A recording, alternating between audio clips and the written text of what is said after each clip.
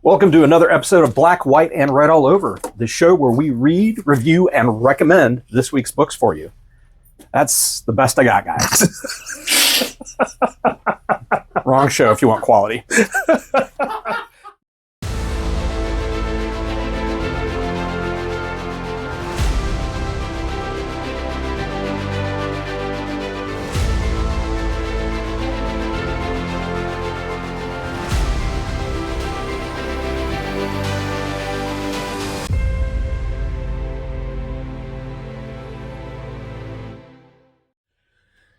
Hello, ladies and gentlemen. Welcome to a brand new episode of Black, White, and Red All Over. I'm Victor D'Andrews, the hardest working man in comics. Ryan Seymour, king of Comic Town here in the Columbus of Ohio. Yes, what a good week we are having. It's this beginning of May. It's gonna be May. We're doing all kinds of wonderful things this week. We've got Guardians of the Galaxy 3 dropping. We've got Free Comic Book Day dropping. Yeah. And then to get us started, we've got a great batch of books that have dropped this week that we're reading, reviewing, recommending to you guys. So within the next few minutes, you're going to have a handful of things that you should definitely be going home with because we said so. Mm-hmm. Okay? Yeah, trust us. Yeah. Because we don't look fishy at all, do we? Yeah. I'm allegedly not sketchy anymore. Not allegedly. That's a good way to put it. Yeah. Okay? It's not too confident. It's a little like, maybe. Maybe. It's the beard. It's the beard. It really is. Yeah. It really is. I'm so mad at how well your beard grows, man. It comes in and it's fast, and at this stage it's like not quite living in the woods writing manifestos, but also more than like, hey, it's the 5 o'clock shadow Pedro Pascal. And it's all white. So I'm like Mangy Santa. Not Mangy Santa. Yeah. That's now the episode. Mangy Santa. Okay, so we've got good reads that you should read. These are some books that are really good. I definitely appreciated them. And for the first time in like a long time, we've got all three the same. Mm-hmm. So where do you want to start? Should we start with the ending? Let's do it. Avengers Across Time. This is issue 5. This is Paul Levitz, Alan Davis, Rochelle Rosenberg. Love you, Rochelle. Okay, so they don't make books like that. They don't. They don't. So good. It's got this Silver Agey vibe that almost there's a meta story. Yeah, that goes across all 5 issues. Absolutely. But it feels like you can just jump in any particular one issue. When you say that they don't make books like this anymore, is this a lost art and we're kind of at a loss because of it? Because I think this is definitely one of those series that could get new readers in the door. Yeah, and we're not having that. Right. In my opinion, it is a lost art in the sense that most books now are written specifically, especially if it's a long-term title, for trade paperback. So there is this necessity to start at the beginning, or else you're missing out on giant chunks. Gotcha. Or it becomes kind of like a barrier to entry for newer readers. Mm-hmm. Whereas from this time period, it was just a story. Yeah. You could just jump in. Yeah. And it has reference points to other things, which I think would be really smart. Again, as we've talked about before, anytime that Marvel or DC does this, they make sure that the stories that they're talking about are available in trade because that boosts sales. Yes. Okay. Like that is really thinking about the customer experience at a retail level and going, hey, if we're going to talk about this thing, here's copies of it that you can sell to your customers. Just throwing it out there. How big does a QR code have to be? It doesn't have to be big at all. Okay, actually, so it can be literally. Oh God, you're saying make that put a QR code in, like as seen in this, and you QR code it. You know what it is. Gives you a little bit of blurb, and then you know what to ask the retailer for. That's like, brilliant. Okay, so hold on. We're on a tangent now. Hold on. Okay, so QR code takes you to maybe like a short trailer for that issue. Comics, guys. That's kind of what they were doing with their AR stuff, right? Right. Why'd they stop? Okay. That was my second good idea for the week. No, I like it, man. I like it. Okay, so this wraps up this particular story beat, and it was a lot of fun. It's a wild ride, classic storytelling. If you are a fan of old school comics, it's there. If you've never experienced an old school comic and you want to, also there. So definitely try that out. If you didn't like Jason Aaron's run, go with this. How do you not? I don't like. There's somebody out there. Is there?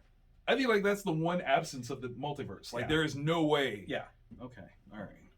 It's like the anti-America. You're clearly one of the Black Skulls. Like that's what you are. You're one of the Doom planets. Like okay. Oh, this is tough. This is real tough. All right, you want to do, because they were super proactive. Yes, they were, because you guys had like copies of They this. sent a free copy out about a month ago. That's awesome. So we could read it before final order cut off. And thank you for doing that. That's dope. Okay, so from new creator on the scene, Whatnot Publishing. And if you guys haven't seen that platform, they're doing some wonderful things. Very active in the Comic-Con scene, talking to creators, getting all kinds of behind the scenes stuff. It's wonderful.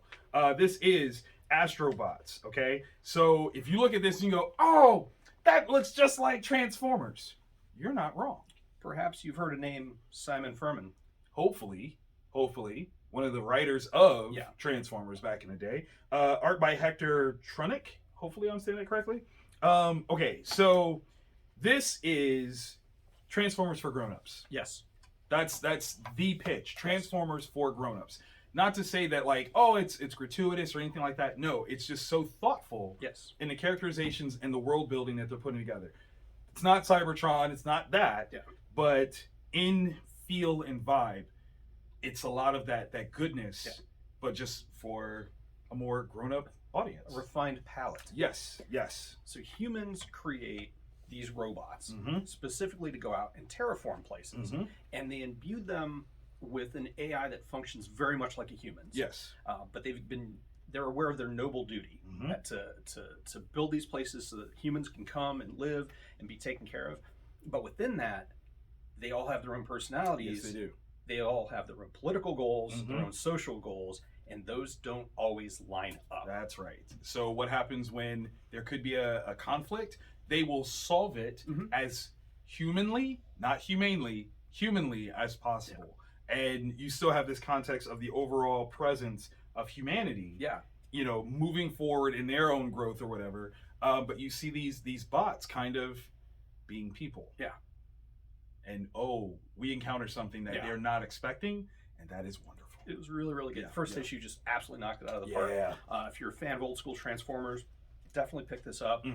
If you just want to see some good political stuff, pick this up. Definitely pick that up. I actually almost want to say, if you're not a fan of old school Transformers, because maybe it was a little too, I'm a commercial for kids, definitely pick that up. Like, that's the grown-up part of it. It's not a commercial for kids. This is a real good sci-fi story. So definitely, there you go. Okay. 48 pages, no ads. $4 or $6.99. So it's a little bit pricey, but you get some goodness with it. You get some worth in it. From Oni Press, the Lamentation, or just Lamentation #1. I'm going to tell you why I picked this book up, because I mean the cover looks great. The cover's amazing. It does look good. But there's two words that immediately, and I was like, and I'm reading it, and unfortunately it's not Oni Press. No disrespect, because you clearly know what you're doing, because the two words are Cullen Bunn. Cullen Bunn, I want some. That's what we're doing, so I picked it up. And this did not disappoint at all. It didn't, because it starts off with this woman late to what she thinks is going to be a tryout, an audition for a theater company, and it becomes this almost walk through hellish, the Aftershock comic.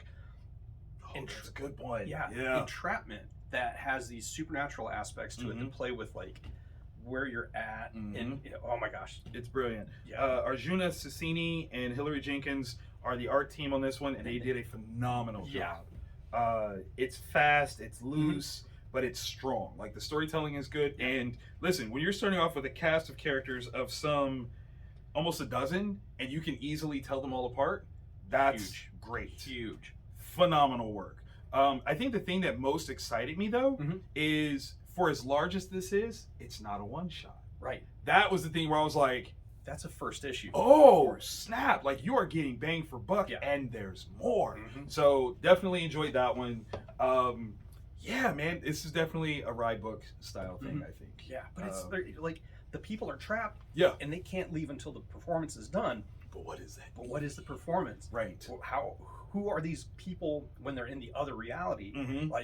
Oh my gosh, it's so... Yeah, it's good stuff. And I like the way that it's unfolding for us, the reader, as well as an actual cast member. Yeah. So we get to live through their experience of it. Like, well, what is... I don't know. It's good stuff. That's a journey. That's a journey through fear. And you want it. Flip those pages. You didn't know Halloween could come so soon, did you? Yeah, that's right. That's right. Cullen Bunn can do anything. I believe in him. But these books, these were just the ones we suggested. Yeah. I mean, it's a little pricey on that last one, but generally speaking, they're around the $4 range. So you're looking at $14-15 for this lot here. It's not bad. It's not bad at all. So definitely check those out. We're going to take a quick commercial break. We'll be right back, and then we'll have the books that you must read, the ones that you cannot leave the comic shop without having in your hands. Yep. Or else we'll find you, and we'll force them into your read piles. And my kids are annoying me, so I do want to go out and track somebody down. You weren't supposed to admit that. Shoot. Edit that out. We'll see you in a second.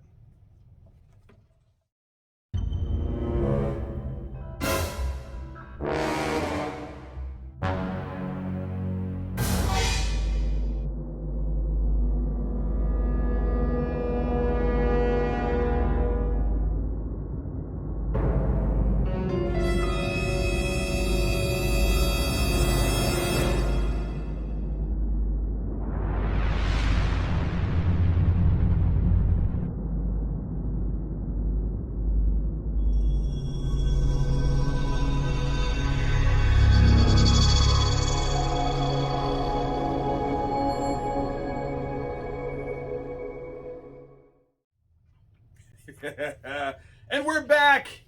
Hope you had the good commercial break. Went to the potty. You got something right here. Yeah. Okay. Good. Still, I'm Victor Dandridge, hardest working man in comics. Ryan Seymour. Suddenly Seymour. God, you know how many fights as a child I had to get in because of that. Come on, that man. Plant and Seymour the sea lion from SeaWorld. Oh, okay. Now that one I would have thought about. But no, Seymour from Little Shop, like, yeah, that would have been awesome. He got the girl, sort of. Yeah, kind of. That's true. She was partially eating ABC chewed. Whatever. Okay, so so we're back with the must reads. Okay, these are the ones that if you don't go home with these, would you even go to the shop for? Okay, we've got two that are the same, and then one that's different. Yes. For me, this is an all DC week, but mine was really close. I was gonna say. It was really so close. if you don't mind, start us off with yours because this is an old friend come back home to visit. All right, this is one that you might.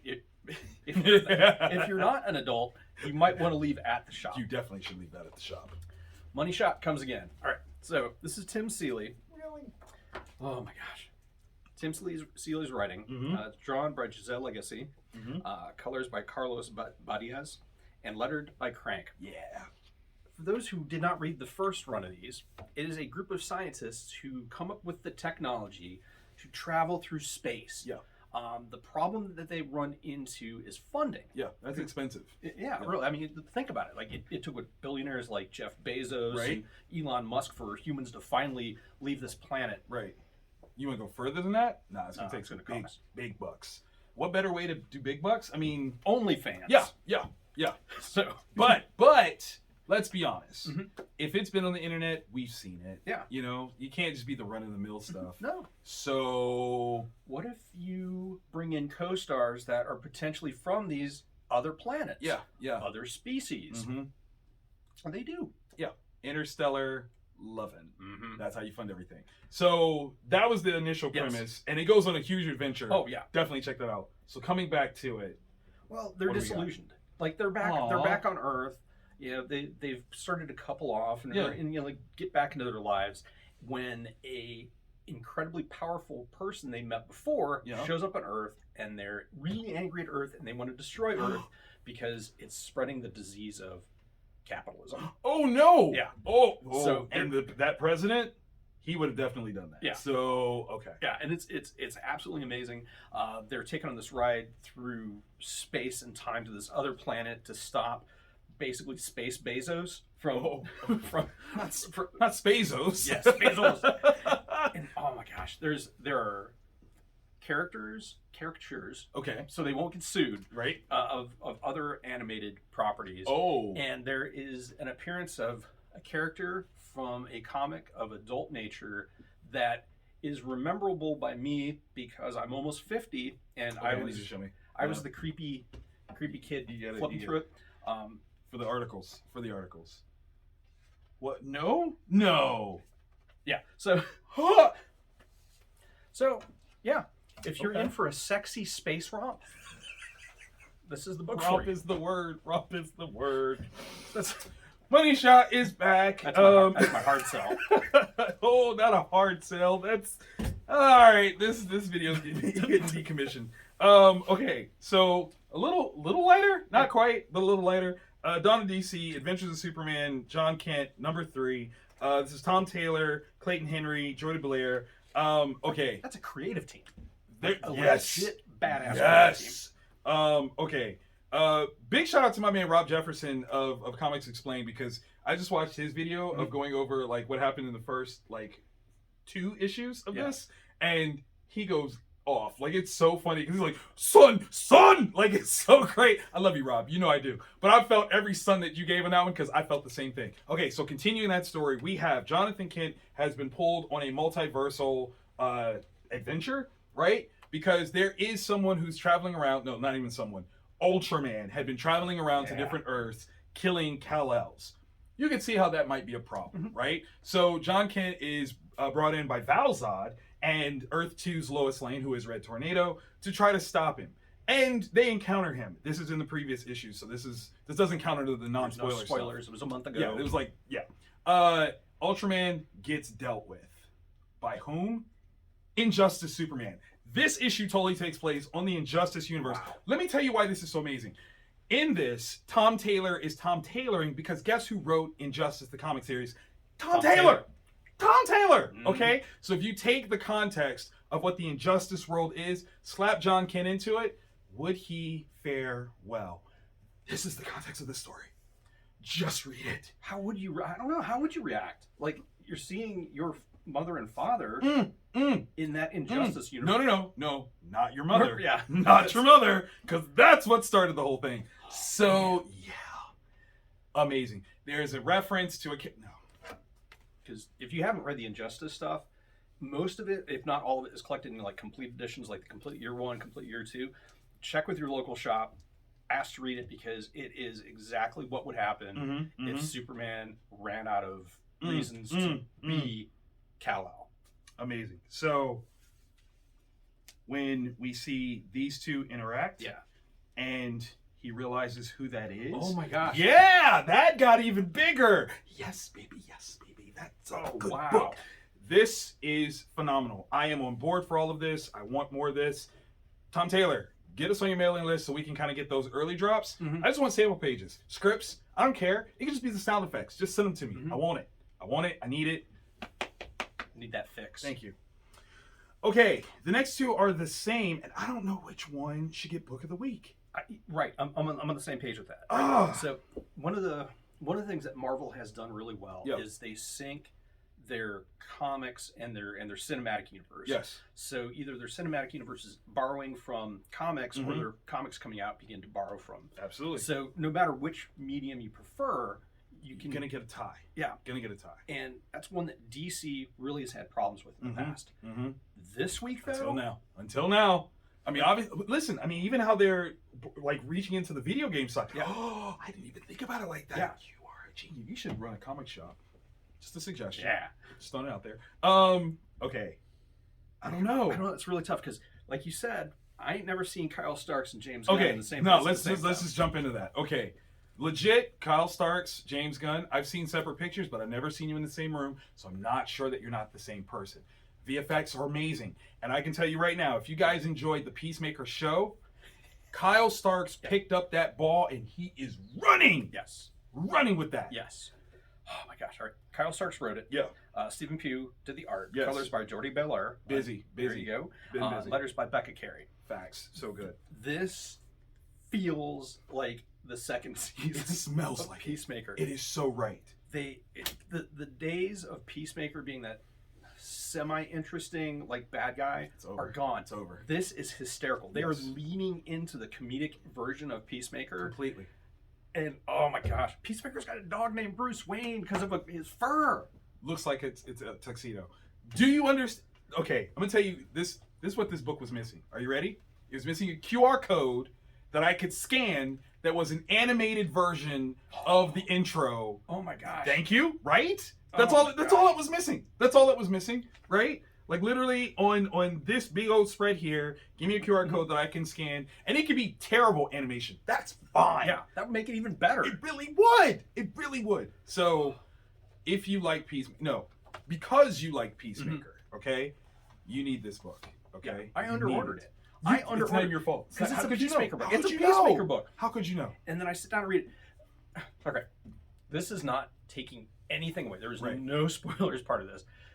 Peacemaker gets called in, does a job. There's a stray dog that looks like Bruce Wayne in a tuxedo. He picks the stray up and finds, much like with Eagly, this like companionship.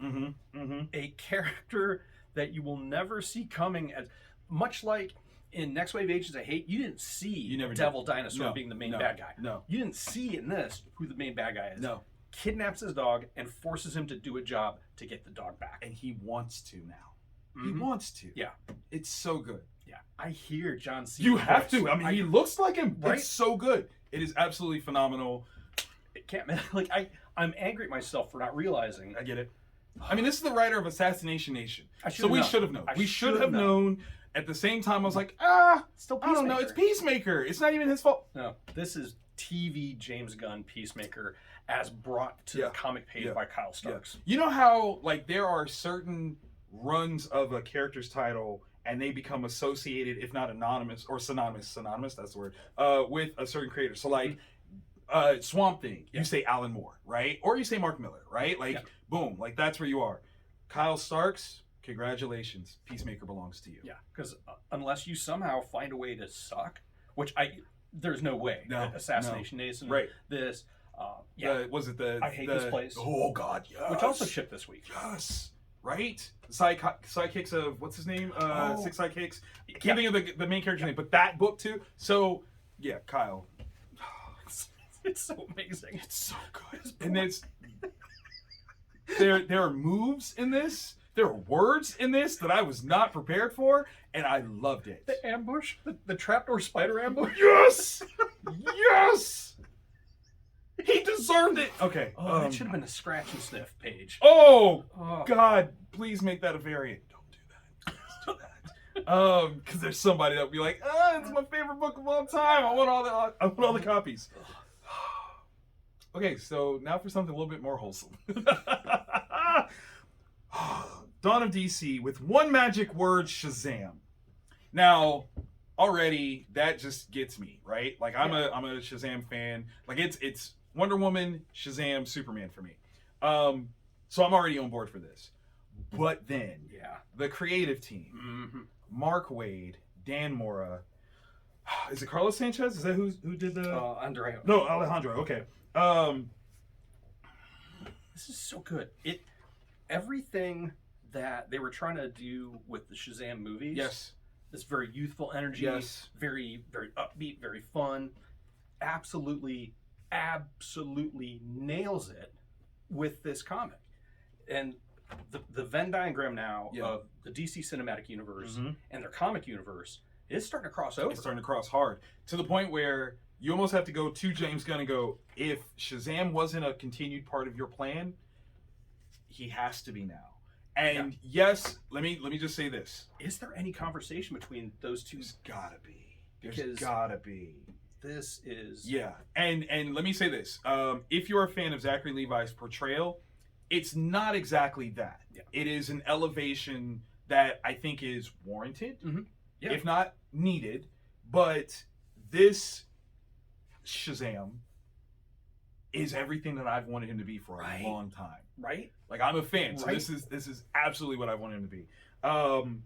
You have the explanation of why in the world he would ever turn back to Billy. Yeah. It works.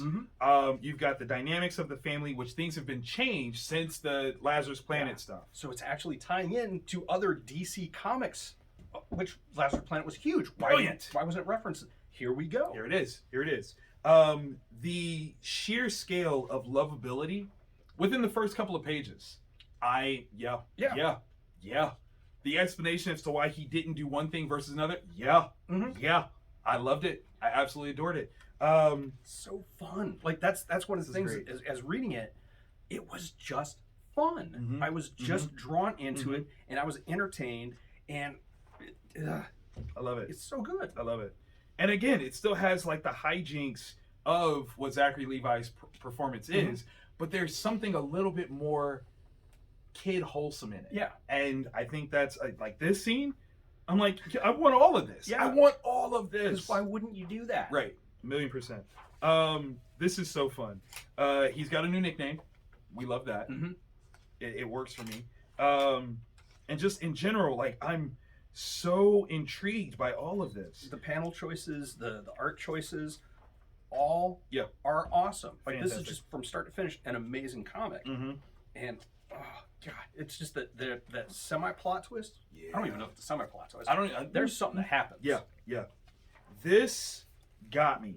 The advanced nature of keeping this core concept of Billy Batson. So those of you that have only known Shazam from the movies, one of the key things was Billy worked at a radio station, and that was something that was lost in the movies. They couldn't figure out a way to kind of integrate that in. Mark Waid figured it out. He not only figured it out, he made it. It's perfect. Okay, like, it is perfect. I'm buying this, by the way. It's ridiculously good. And so good. I cannot believe that the two, like the cinematic people and the comic people, aren't at least in some form of communication, because this feels like where they're headed. Yeah. I'm doing a Fan Expo Philly next month, and Zachary Levi is going to be there, and I will see if I can get a couple of copies signed for you guys, because I think that is so on point for 100%. What we're aiming for. The way that it's coming together is so good. Oh yeah. You need this, okay? If there's any dwindling experience where you're like, I really didn't love it, this is what the aim is. Yeah. And they did it so very well. So, yeah. Pick that up. That's book of the week for me. I'm not gonna lie. Yeah. I can see that. It's got me feeling all the kid vibes. I want to put on a cape, say Shazam, and run around my house in my underwear. That's what I want to do. It's how I felt watching the first Shazam movie. Not that the second one was bad, but the first one. But the first one definitely carries was amazing. Definitely carries that. It felt like that, but more. Yeah. So yeah, that is what it is. So good. So good. I liked all the books that we read. I hope you like the books that we've talked about. If so, comment below. Tell us all the things that you like. Tell us about some books that we didn't grab that you thought were good. Because there's a ton more that came out leading in Chance Reach, and it's also May the 4th this week. Oh my god! And there's like 5 or 6 Star Wars books, so there's that too. Jump on all of that, right? And obviously, if you enjoyed this show, this episode, click the like button, hit that thumbs up. Tell the interwebs how great we are. Share it if you would. That would be amazing. That'd be awesome. And guess what else you can do? You can subscribe, because we do this every week. So just hit the bell that looks like Taco Bell. Yeah. Sponsor me, Taco Bell. Ding. And there you go. There is one like right around the corner. Why have we not done that? My son goes there, and he has a very specific order. Okay. They know him now. Wow. So he walks up, and they just start making it. We would have a Baja Blast with them as sponsors. See what I did there? See what I did? We just incorporate you. All you gotta do is pay us now. Yeah. Shazam.